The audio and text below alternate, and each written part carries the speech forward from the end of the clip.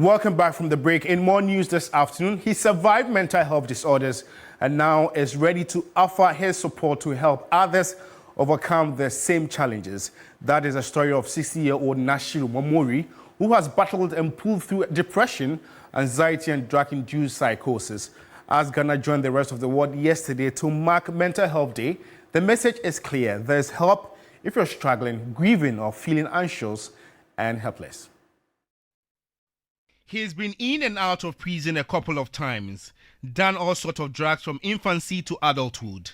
The hospital had been his safe haven in dealing with depression and anxiety. At the age of 16, he was diagnosed with drug-induced psychosis, which worsened his mental health before moving to the UK with his parents. I'm blessed because I have had a few diagnoses.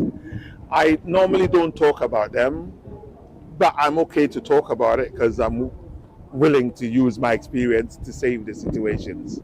The day I got discharged, my mom came to the living room and was whispering to my sister, said, "I'm sorry, Fiona, and that's what she believed. Not that she doesn't love me, but my mom thought, oh, I go to hospital, yeah, is deemed to be violent. Do you blame her? So we need education. Now the story is entirely different. His predicament did not define him, neither did it stand in his way of achieving his goals.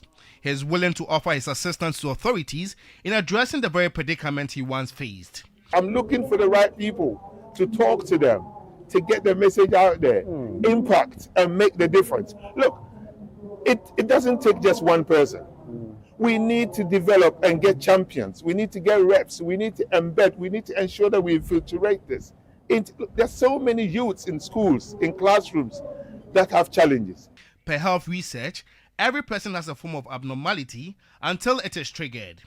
Professionals like lawyers are not left out, having to deal with clients with myriad of problems seeking answers. When people tell you their problems has an effect on your mind, you cannot pretend that it doesn't.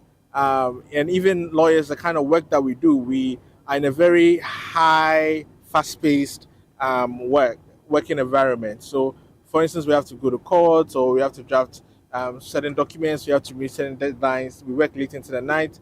Stress is a mental health condition. And so, when you are engaged in all those things, you need to make sure that you are doing things that will help you de-stress. Estimates suggest around 13% of Ghanaians experience a mental disorder, with about 10% suffering from moderate to mild forms and 1 to 3% from severe conditions. The Mental Health Authority is advancing a comprehensive agenda to integrate mental health into disaster preparedness and emergency response frameworks. You'll be talking to yourself in the car, then you'll be insulting the car that crosses you or that drove past without going through the normal route. So it's very critical. It's serious that we don't understand mental health and we don't recognize mental health in our own life.